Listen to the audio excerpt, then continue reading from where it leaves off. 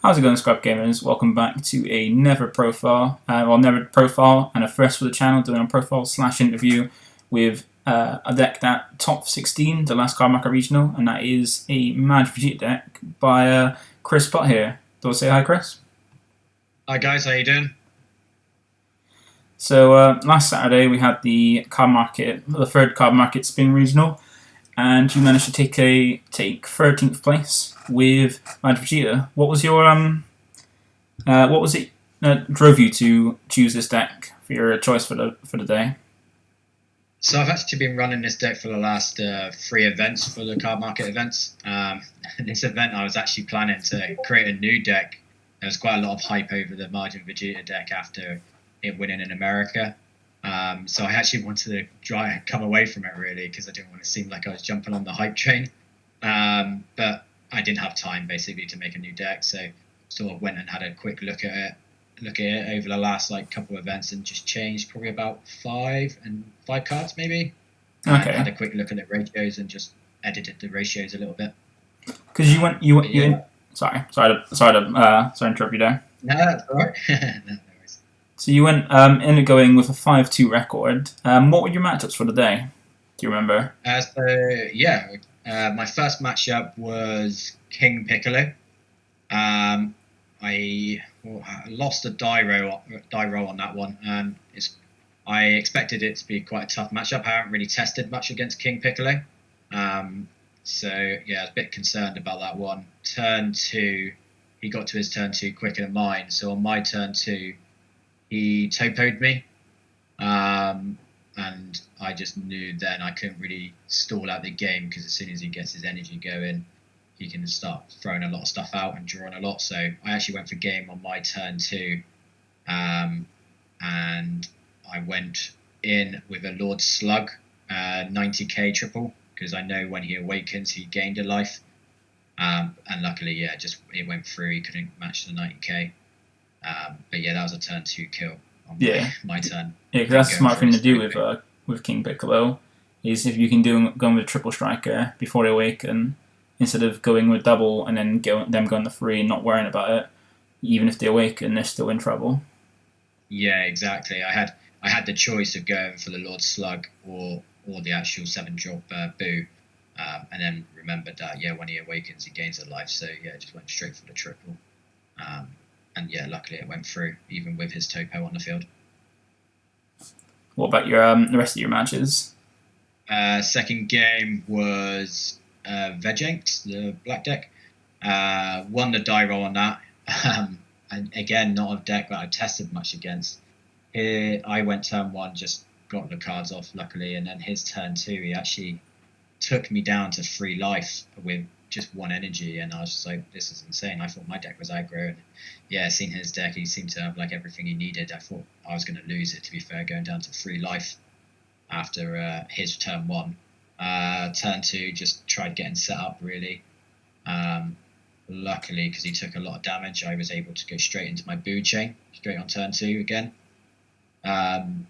Tried going for game. I went for the 4-drop Boo, got that out, and I don't think I hit off the 4 cost maybe, and didn't hit anything. But I just had to take his hand away. So, I got the 7 cost out, but got him down to 2 life and couldn't go for game. I went all in with 40k maybe, and he comboed out of it. And then he came back at me on his turn 3, but didn't attack. He didn't want to give me any cards, and he didn't want to drop anything because I had my 4-cost Boo on the field. And then passed the turn. Next turn he actually used the secret rare and stole my 7 cost. But luckily I just had a lot of other attacks that I could push through the game basically on that, with all the double strikes that I've got on my deck. My game 3 was against Baby Vegeta. Mm-hmm. I won a die roll on that one. That was a game that I was actually on stream before. And yeah, it wasn't too bad. Luckily, when I was going for game, he didn't draw into his Uragon. On the stream, the next card he drew was his secret rare Uragon, what could have saved him for the next turn, basically. But no, luckily I went in and just comboed everything. good thing with my deck. I had the Silver Bullet in my deck for the blue decks, just because I was worried about all the counter plays that they have. Yeah, And untap it. that's the Vegeta protecting his loved ones, isn't it? Yeah, exactly. Yeah, just having that on the field just stops them from untapping, and yeah, it helps out so much. Even if they're thinking about it, I think most of the time they're like, actually, I'll just let this attack go through, and then after all the other attacks, they're like, oh, maybe I should have stopped that first attack and just taken the actual crit damage. But no, luckily I had that in my deck to be able to stop that. Then I lost to Mecha Frieza on my my fourth game. That was a Mecha Frieza that was in the final matchup. Yeah, it was a tough matchup, especially with that new promo, the new Mecha Frieza promo. I think it comes from the Champ Pack one. Yeah, that just stopped me dead. Really, he plays it out for 1 energy after he's got 2 extra cards in the drop. Because it's almost as bad as Toppo, where you're not losing cards in hand like Toppo would, but you need to tap stuff. Which if you don't have stuff on the board, you can't tap anything, especially going aggro early like your deck does. Yeah, I only had like a couple cards on the field, so having to tap something to like swing, it's not wasting resources as such. It's just you're not able to attack with multiple attacks, so you can just and have a Nimbus in that deck as well. It's just a hard matchup for me. I had my secret ready to use on his turn when he just went all in. He had 2 of the 4 costs freezers on the field that looks at my hand and plays something in rest mode, plays battle card in rest mode. Yeah. Managed to snipe out 2 of my super combos during that game. And then he had so many attacks, them being double strikes, and then he was able to play out the Warcry, and then he just went into Cell Xeno and just destroyed me basically. It was a very hard matchup with all of the negates he has. Yeah, unfortunately, but it was a good match though. And then after that, I was pretty gutted really, losing after 3 straight wins. But I was against Baby Vegeta game 5. Lost a die roll on that. I don't really know that deck a lot, but losing that, I was a bit worried again, just with all the untaps and all the stuff that they can do to stop all my attacks. Is that the Blue Baby deck you mean? Yeah. Yeah, Blue Baby. Yeah, Blue Baby. But yeah, that just went back and forth a little bit at a time, and I think I ended that on turn 4. That's it. He played turn 4. His turn 4, he played Rebirth of Justice. Yeah. Which he has to bounce back one of my cards, and then he played out the Frieza, the 5-cost Frieza, red blue Frieza. I think. Yeah, the one from not Clash of Fates, set 9 that. When it attacks, it minuses 30k your board and makes you mill 2 for every one. I got minus. Exactly. Yeah, so luckily I didn't have much on the field to minus. It just minused I think I had a 4-cost on the field. No, it must have been the 3-cost or something on the field that you can minus. No, because it gets around barrier, doesn't it? So yeah, minus my 4-cost. So I had to mill 2, which wasn't too much of an issue. But yeah, he went all in with the 30k swing. I had 3 life. And luckily in my hand, I had 2 Cell Kamehamehas, so that got me up to 30. And then I had 2 super combos in my hand as well. And I hadn't even awakened, so I saved my awaken as well. And then because he comboed everything, he had nothing left. So luckily for me, I had that in my hand to actually combo out. And yeah, it was nuts. I didn't see that card coming at all on that turn. Game 6, Dark Broly. This was a guy that came 4th with his Dark Broly deck. I've played against him actually. I played against him last card market event. And he beat me then as well, which is annoying. I was hoping to get a win on this one. But again, a deck I've not really tested much against. I think with this lockdown, we haven't been able to test as much really. No, I haven't really. As well, so all these new cards I'm not able to keep up with at the moment. But that was a hard matchup. But Dark Broly is just so powerful. And I went all in with a double strike when he was on 2 life, and he just played. what's it called? The Marseille Brainwashed card, I think it is. Brainwash no more. Yeah, that promo. I've never seen it before. I was just like, what? What do you mean? You tap one and crit yourself and don't take any damage? So yeah, I was like, oh my god. So yeah, went all in on a double strike and not knowing that card was even a thing. So that's one of the things with Dark Broly is having that. If they've got an energy open and at least a card in hand, you want to avoid going all in on any double, triple, or quad strike. Yeah, I was more concerned about the secret rare, thinking that he might just take my card, but I sort of like thought, he's got 1 in 4, like 1 in a chance of having that in amongst his deck. But yeah, I didn't know that was a thing. Brainwashed, and yeah, I was gutted to lose that game after going all in. But it was a good match anyway. He was a good player, obviously coming top 4, so not too bad to lose against him really. And then my last matchup was Android 13. Good to see that deck. I want to actually make that deck at some point, but I think I just got lucky really. He didn't open with a great hand, and with my deck being so aggro, he doesn't really get the draw advantage with drawing and dropping and drawing too. So luckily I won the die roll and just going aggro again, just managed to stop him from having so much draw. And again, I got the silver bullet to stop him from untapping with blue cards. What's it called again? The blue negate. Dimension Magic.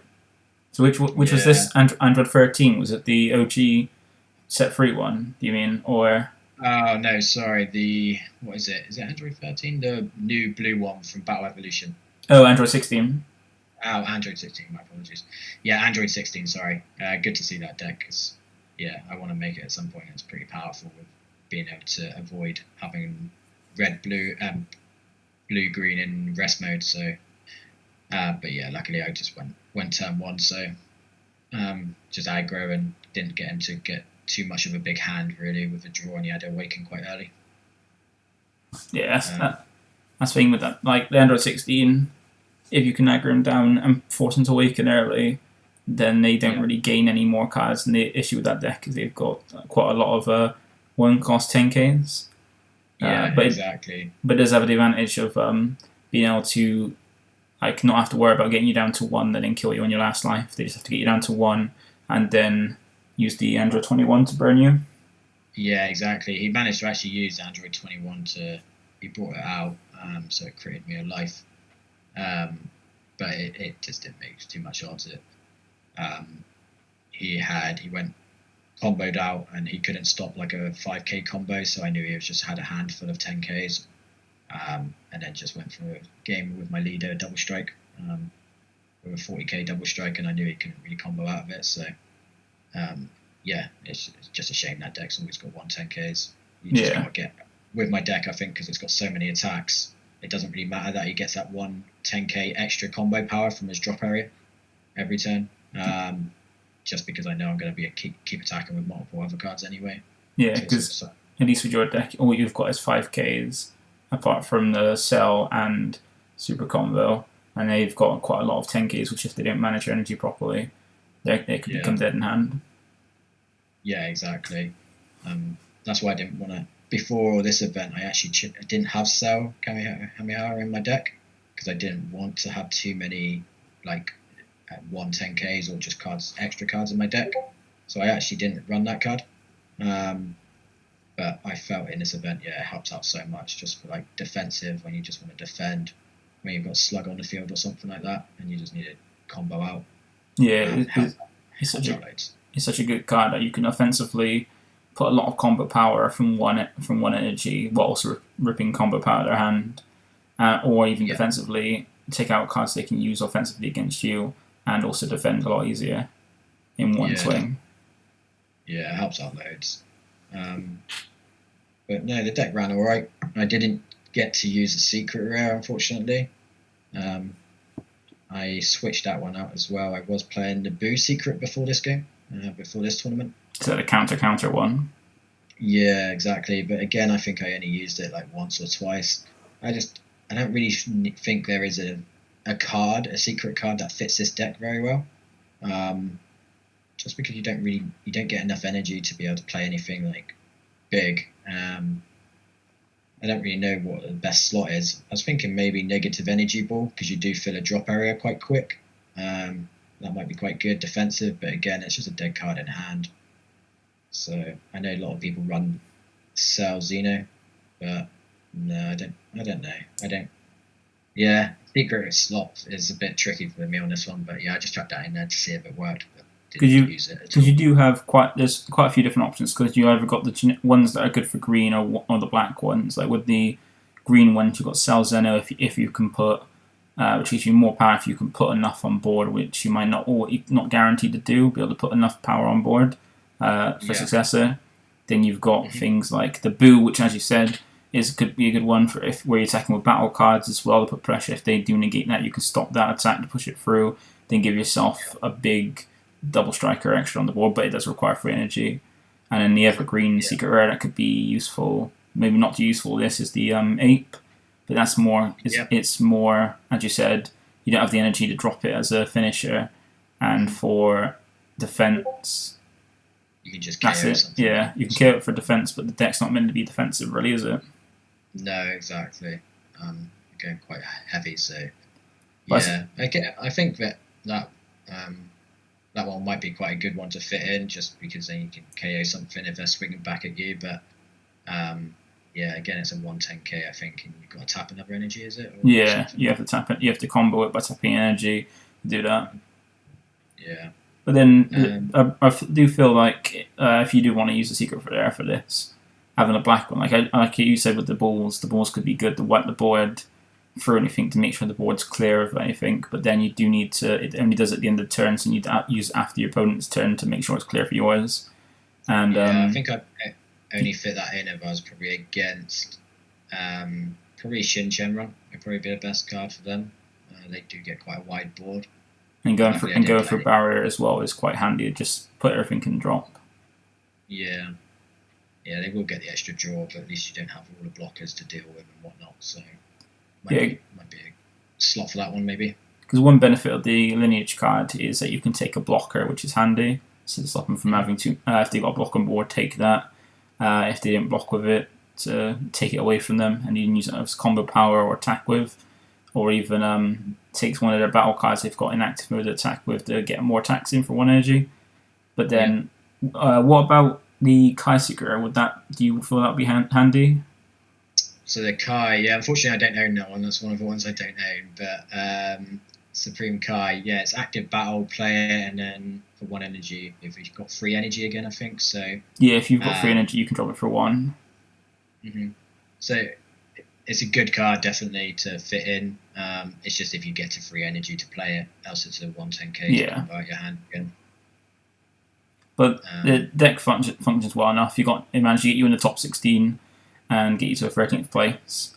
But with the deck itself, for anybody that doesn't realise, you're using the deck's theme Boo engine, which is dropping this.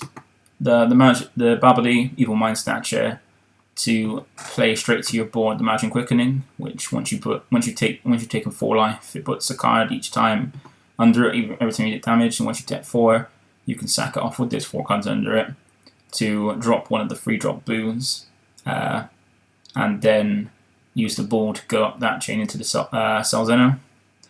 I know some people. I know at the beginning when this first got released, people either weren't running it or were, and then when people were running it, they were using the Hatchyak from the anniversary box, because that's the one that for 1 energy you can discard it and play a 1-drop Babidi straight from your deck, or drop area. The black one. What was your reasoning for not including more that? You thought you didn't need it, or? No, with black cards, again, try and keep it down to the minimum because you don't want to charge them, and that means you're just going to combo them for nothing really, for maybe a wasted combo. You want to keep your green energy up, and I just found I got 4 of the Babidis. You're either going to see that, or you got 3 of the Quickenings. I used to run it with 2 Quickenings. I did there were probably half the amount of games I didn't see it. Luckily, this tournament I managed to see either one of them in my first hand, so I think the main thing to do is you just completely hard mulligan for either one of those two, and then if you get it in your first hand, then you're good to go really. Yeah. That is probably the worst thing to happen, is not having one of those in your hand, the starting hand, because it slows you down majorly throughout the whole game. Yeah, that makes sense. Mm. What some people also do with the chain is from when we got the expansion pack 14-15, that gave a little bit of support with this deck by providing us with a never free drop Boo, the Malice, I think it is. Imagine Boo Malice, I think. That when it's played, you can add to your hand a Boo deck, Boo card, I think, like a Boo Zeno. Yep. Yeah, I think people go for the 7 cost normally with that one, don't they? Yeah, so you play it to help you give you a bit more consistency, dropping if you do try to evolve into the raw absorption. What was your reasoning for not running that one? Again, I just don't really see it. Your main goal is to go for the 4 cost Boo. So I don't really want to be having the 7 cost in my hand. I'd rather keep them in the deck. Keep the slugs and the 7 cost in the deck as much as possible. I dropped my ratio on the 5 cost Boo down to a 2 instead of a 3, just because it's only a must, and it's an extra 1 energy to play your 7 cost, whereas the 4 cost plays it for free. So yeah, I don't really need it, and space is quite tight. I want to keep the deck down to a 50 card deck to be just a bit more competitive and be able to see the cards that I need to see. So I didn't really want them in my hand, so I didn't go for that one. I think the best thing with this deck is when you do the quickening, is it's you get your trigger before, so they got a counter trigger then. And if you're playing against a blue deck, I always go for either I always go for the barrier one, because they've already missed their counter window, so it doesn't matter if it's got deflect.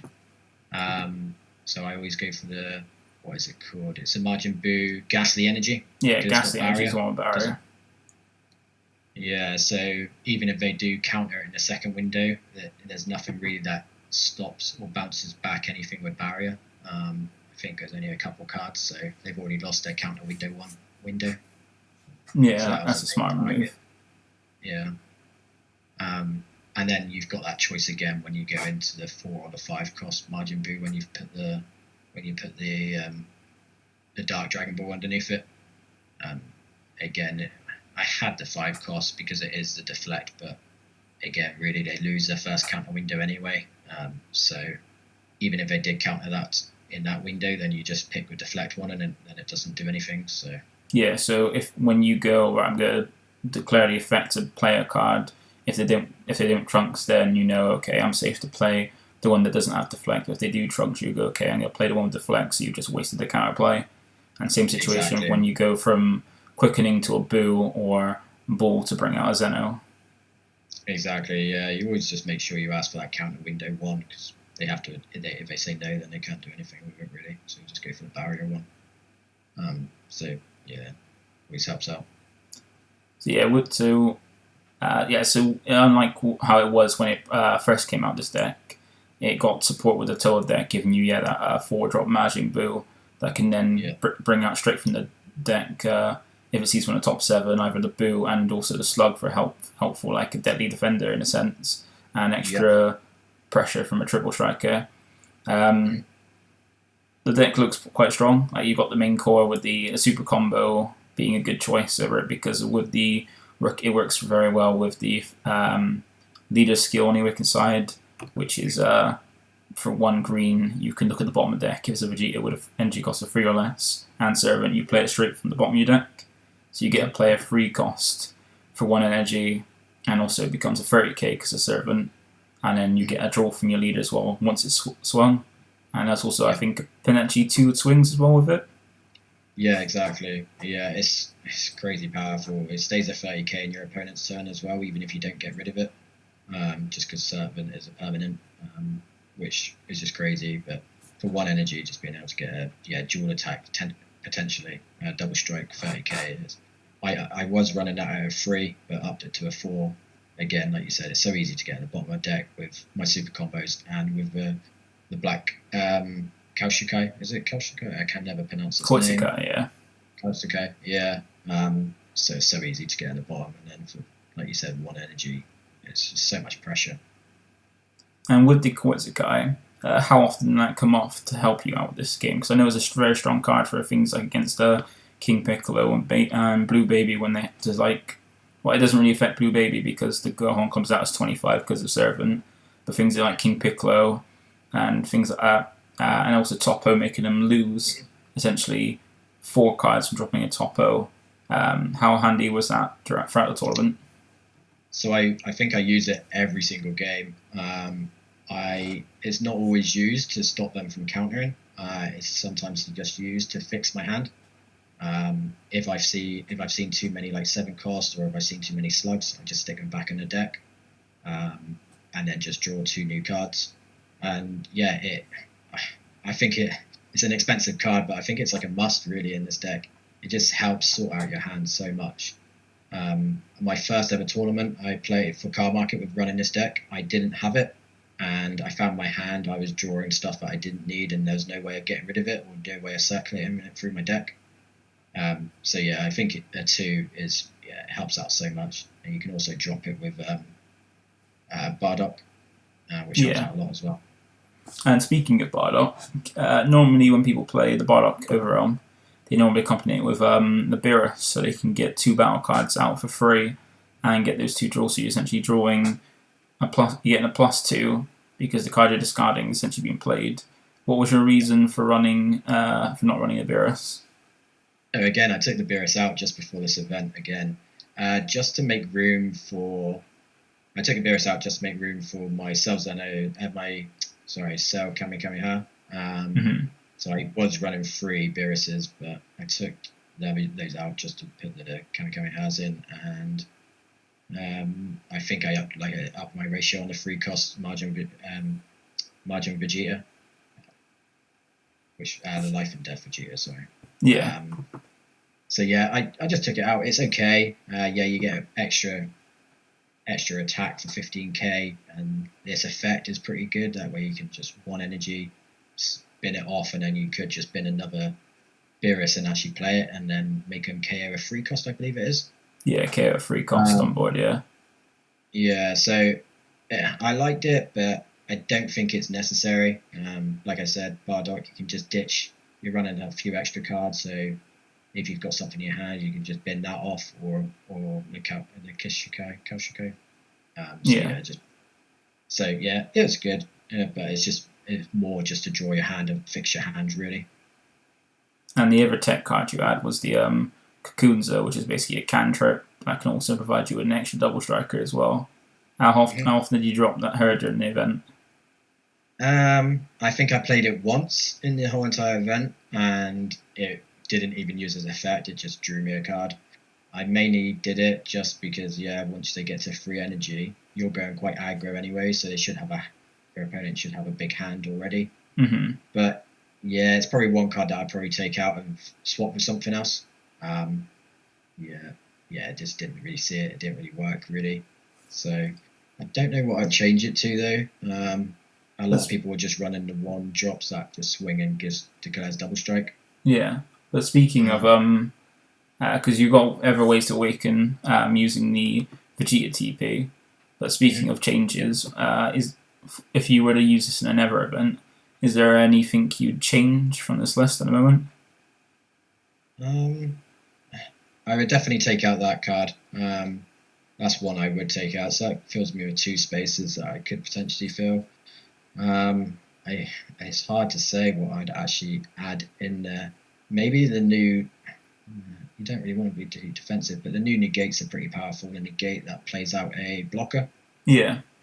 Token blocker. I think that's quite a powerful card at the moment.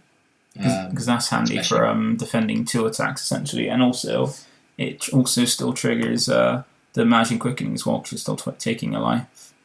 Exactly, yeah. Especially when you're on 5, you take it. You're ready to use your Margin Quickening on your next turn, and potentially save yourself from 2 attacks. But no, I'm not really too sure. They were definitely the 2 that I'd take out. The 2 cards I'd take out.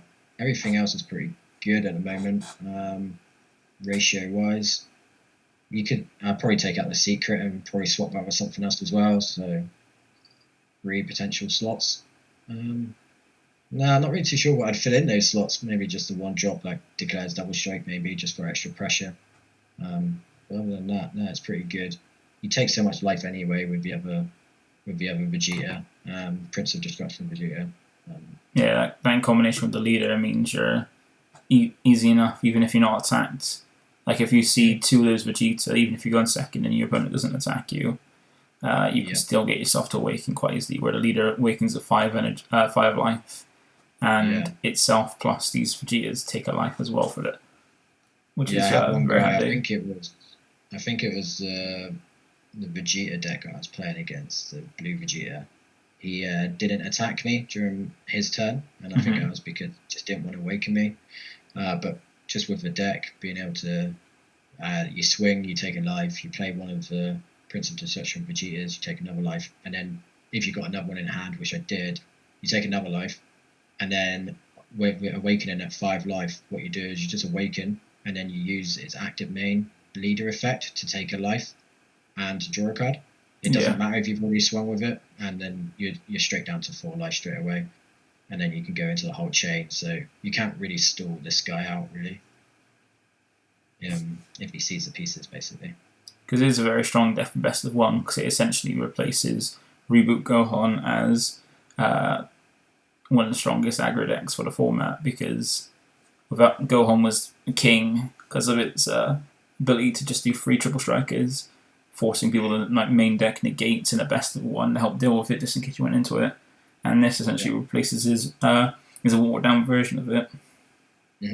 Yeah, I definitely think they adding the Boo, the 4-cost Boo, just made it 10 times better. Just that Boo just makes a deck. Being able to play that out 20k, which again is sort of like stops them from attacking a leader, especially if they've wasted a hand defending. They don't want to swing into your leader and drop 2 cards. Then being able to grab a Slug or even the 7-cost Boo, it's just it's so much resources for nothing, for no energy, basically. It's so powerful. Congratulations on your placement with the deck, man. You did really well, going 5-2 in all, and it's nice to see the deck worked out for you. And you were the only one of the 2 green decks in the top 16, and the only Imagine Vegeta that made it there as well, which is good. No, I'm pretty chuffed. Second event that I've topped 16 now.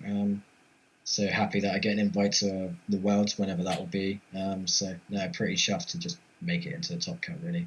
Congratulations, man. Thank you. Before we end this, is there anybody or anything you want to give shout outs to before we end this? I'll do a shout out to just my local team, Mad for Miniature. They're always the people that I test against. So thanks for them, guys. It's not very fun playing against a turn 2 deck, to kill deck. So it's not very fun to practice against it. So thanks for putting up with it and testing. So cheers, guys. All right then. Thank you for coming on my channel, man, and giving us your insight about the deck and your experience for today. And hopefully we'll get you on again for next time. Yeah, man. Thank you very much for having me. Cheers. Thank you. All right. Thank you, and see you all in the next video.